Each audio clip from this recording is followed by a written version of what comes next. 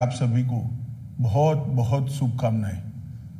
हमारा देश दुनिया भर में सांस्कृतिक और भाषाई दृष्टि से बहुत समृद्ध है।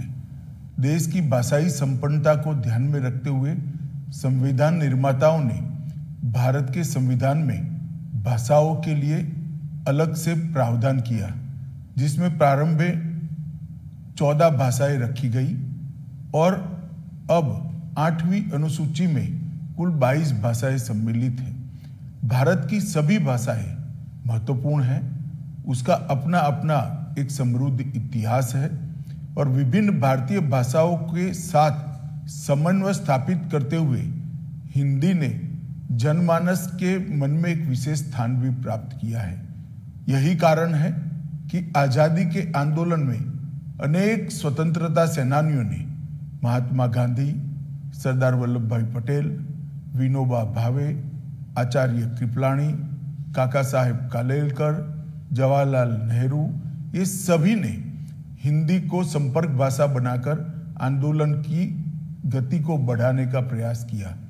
स्वराज प्राप्ति के हमारे स्वतंत्रता आंदोलन में स्वभाषा का आंदोलन निहित ही था। स्वतंत्रता प्राप्ति के बाद हिंदी की महत्वपूर्ण भूमिका को देखते हुए संविधान निर्माताओं ने अनुच्छेद 343 द्वारा संघ की राजभाषा हिंदी और देवनागरी लिपि को अपनाया। संविधान के अनुच्छेद 351 में हिंदी भाषा के विकास के लिए हमें निर्देश भी संविधान ने किया है। देशवासियों, माननीय प्रधानमंत्री श्री नरेंद्र मोदी जी के प्रेरणादायक नेतृत्व में आज जब पूरा देश आजादी का अमृत महोत्सव मना रहा है और प्रत्येक क्षेत्र में हम नई ऊर्जा के साथ नए संकल्प ले रहे हैं, ऐसे में यह सामूहिक प्रयास होना चाहिए कि राजभाषा हिंदी को लेकर संविधान द्वारा निर्धारित लक्ष्यों को हम प्राप्त करें। किसी भी लोकतांत्रिक देश में सरकारी कामकाज की भाषा तभी सार्थक भूमिका अदा कर सकती है जब देश के जन सामान्य से वो जुड़ी हो और जितने भी निर्णय लिए जाते हैं, जितनी भी नीतियां बनती हैं, वो नीतियां तभी लोकभोग्य हो सकती हैं जब वो स्थानीय लोगों की भाषा में हो। इसके साथ साथ हिंदी को इन्हीं विशेषताओं को ध्यान में रखते हुए 14 सितंबर 1949 के दिन हिंदी को राजभाषा के रूप में स्वीकार किया गया। इसके साथ ही राजभाषा हिंदी में आवश्यकता के अनुसार शब्दावली निर्माण, वर्तनी के मानकीकरण किए गए और सरकारी कार्यों में हिंदी को बढ़ावा देने के लिए प्रेरणा प्रोत्साहन की नीति अपनाई गई। राजभाषा की इस विकास यात्रा में हमने कई पड़ाव पार कर लिए हैं, लेकिन अभी भी बहुत कुछ करना बाकी है। विगत 3 वर्षों में प्रधानमंत्री जी के नेतृत्व में सरकारी कामकाज में हिंदी का प्रयोग अधिक हो, इसके लिए गृह मंत्रालय का राजभाषा विभाग निरंतर प्रयासरत है, जिससे विभिन्न मंत्रालयों विभागों में हिंदी का कामकाज तेजी से बढ़ा है। मुझे ये बताते हुए हर्ष हो रहा है कि वर्तमान में गृह मंत्रालय में ज्यादातर कार्य हिंदी में किया जाता है तथा कई अन्य मंत्रालयों के माननीय मंत्रियों ने भी अपना अधिकांश कार्य राजभाषा हिंदी में करना शुरू किया है। राजभाषा कार्यान्वयन की गति को तीव्र करने और समय समय पर किए गए कार्यों की समीक्षा हेतु मई 2019 में नई सरकार के गठन के पश्चात 57 मंत्रालयों में से 53 मंत्रालय की हिंदी सलाहकार समितियों का गठन कर लिया गया है तथा इसकी निरंतर बैठकें आयोजित की जा रही हैं। देश भर में विभिन्न शहरों में राजभाषा के प्रयोग को बढ़ाने की दृष्टि से अब तक कुल 527 नगर राजभाषा कार्यान्वयन समितियों का गठन किया जा चुका है। विदेश में लंदन, सिंगापुर, फिजी, दुबई और पोर्ट लुई में भी नगर राजभाषा कार्यान्वयन समिति का गठन किया गया है। राजभाषा कार्यान्वयन को और मजबूत करने की दिशा में संसदीय राजभाषा समिति अपनी सिफारिशों के 11 खंड माननीय राष्ट्रपति जी को प्रस्तुत कर चुकी है।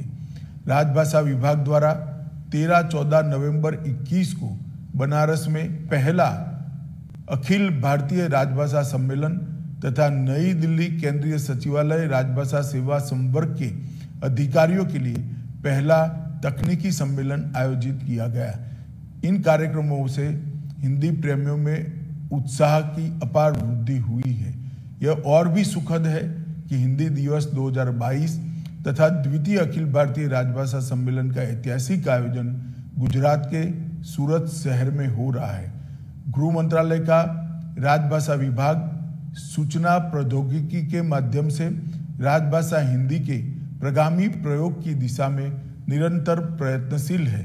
राजभाषा विभाग ने स्मृति आधारित अनुवाद प्रणाली कंठस्थ का निर्माण और विकास किया है, जिसमें लगभग 22 लाख वाक्य शामिल किए जा चुके हैं। इस टूल का प्रयोग सुनिश्चित कर सरकारी कार्यालयों में अनुवाद की गति एवं गुणवत्ता बढ़ाई गई है।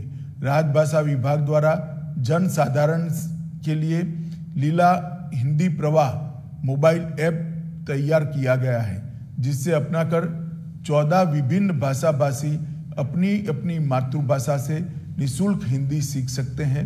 राजभाषा विभाग के ई महाशब्दकोश में 90,000 शब्द सम्मिलित किए गए हैं और ई सरल हिंदी वाक्य कोश में 9,000 वाक्य शामिल है। माननीय प्रधानमंत्री श्री नरेंद्र मोदी जी के नेतृत्व में देश को नई शिक्षा नीति मिली, जिसमें मातृभाषा में शिक्षा देने को प्राथमिकता दी जा रही है। राजभाषा विभाग ने अमृत महोत्सव के अवसर पर विधि, तकनीकी, स्वास्थ्य, पत्रकारिता तथा व्यवसायिक में भारतीय भाषाओं के प्रचलित शब्दों को शामिल करते हुए हिंदी से हिंदी बृहद शब्दकोश के निर्माण पर भी काम शुरू किया है और सुलभ संदर्भ के लिए एक अच्छे शब्दकोश का सृजन किया जा रहा है। इस तरह की उन्नत शब्दावली प्रशिक्षण, अनुवाद तथा शीघ्रता से ग्रहण करने में भाषा की जानकारी की दृष्टि से बहुत महत्वपूर्ण होगी। हजारों वर्षों से भारतीय सभ्यता की अविरल धारा हमारी भाषाएं, संस्कृति और लोक जीवन में सुरक्षित रही है। भारत में स्थानीय भाषाओं का योगदान हमारी संस्कृति को आगे बढ़ाने के लिए अतुलनीय रहा है। इन भाषाओं ने हिंदी को समृद्ध किया है। हिंदी उन समस्त भारतीय भाषाओं की मूल परंपरा से है जो इस देश की मिट्टी से उपजी है, यही पुष्पित और पल्लवित हुई है और जिन्होंने अपनी शब्द संपदा, भाव संपदा, रूप, शैली और अपने पदों से हिंदी को लगातार समृद्ध किया है। राजभाषा हिंदी किसी भी भारतीय भाषा की प्रतिस्पर्धी नहीं है, बल्कि उसकी सखी है और हमारी सभी भाषाओं का विकास एक दूसरे के परस्पर सहयोग से ही संभव है। प्रिय देशवासियों, हिंदी दिवस के इस अवसर पर मैं आप सभी का आह्वान करता हूं कि आप और हम मिलकर यह संकल्प ले कि अपनी भाषाओं पर गर्व की अनुभूति हम करेंगे। माननीय प्रधानमंत्री श्री नरेंद्र मोदी जी देश विदेश के मंचों पर हिंदी में उद्बोधन देते हैं, जिससे सभी हिंदी प्रेमियों में उत्साह का संचार होता है। आजादी के 75 वर्ष पूर्ण हो चुके हैं और माननीय प्रधानमंत्री जी के प्रतिभाशाली नेतृत्व में आने वाले 25 वर्षों को देश के अमृत काल के रूप में मनाया जा रहा है। ऐसे में भाषाई समरसता को ध्यान में रखते हुए हिंदी तथा हमारी सभी भारतीय भाषाओं का विकास अत्यंत आवश्यक है।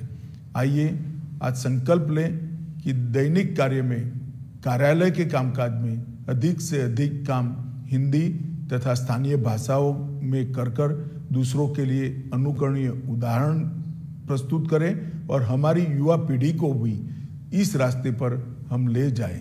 हिंदी दिवस के शुभ अवसर पर आप सभी को पुनः मेरी हार्दिक शुभकामनाएं हैं।